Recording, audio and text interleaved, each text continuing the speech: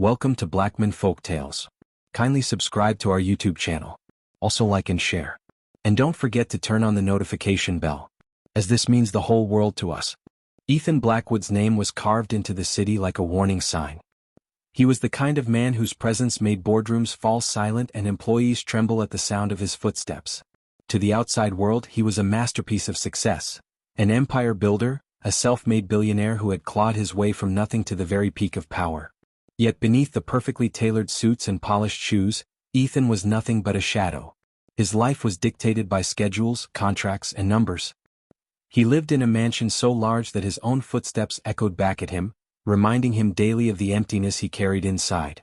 He had long ago buried the softer parts of himself, the parts that once longed for love and family. Betrayal had taught him that emotions were liabilities, and so he wore his coldness like armor.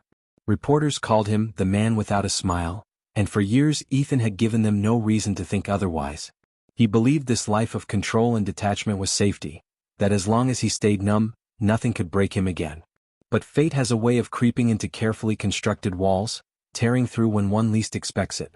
That night, the city was drenched in rain, the streets slick and shimmering under the glow of street lamps. Ethan's black limousine cut through the storm, its tinted windows sealing him away from the chaos outside.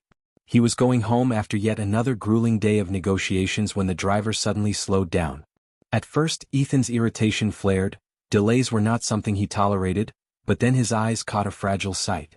At the corner of the deserted street stood a little girl, her thin frame trembling under the downpour.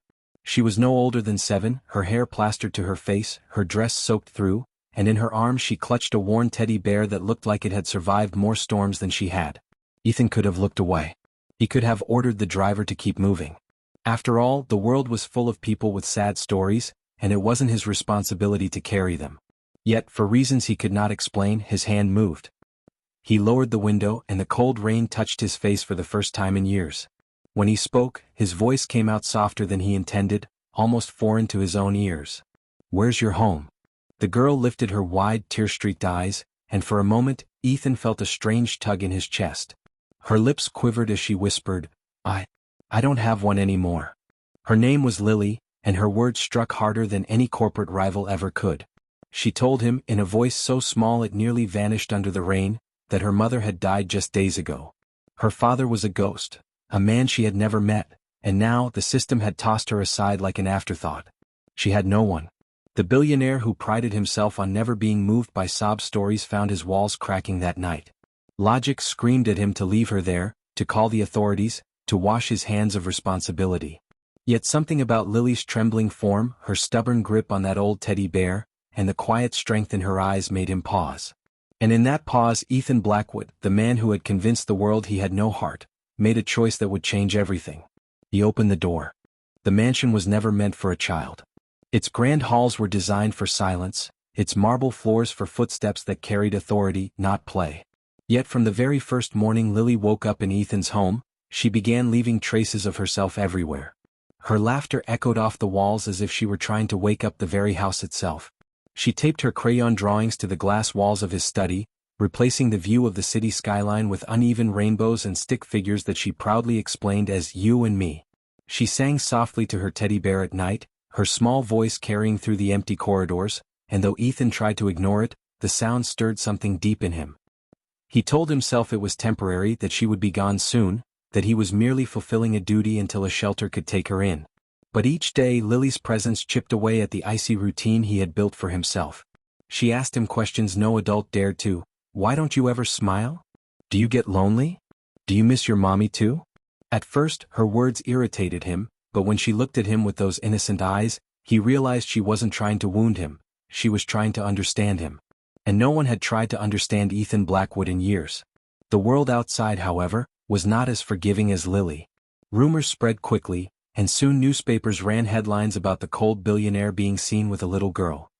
His board members whispered in meetings that he was becoming distracted, that his sudden softness would weaken his image. Rivals mocked him, saying he was losing his edge. But Ethan found himself unmoved by their criticisms.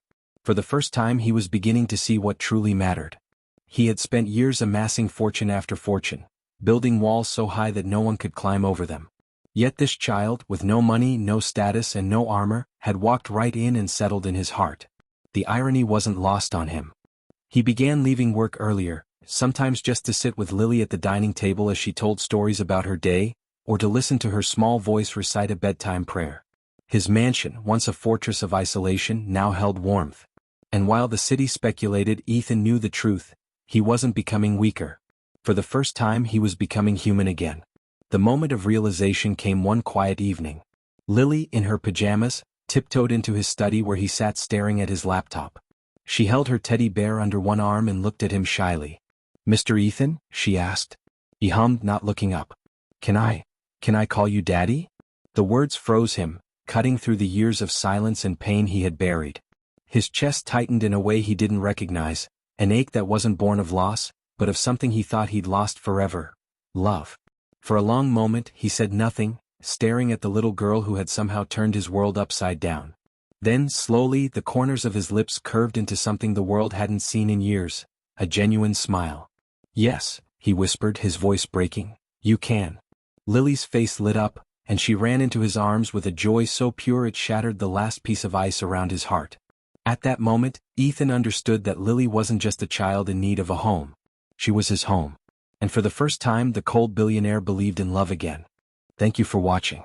Kindly subscribe to our YouTube channel for more videos, as this means a lot to us.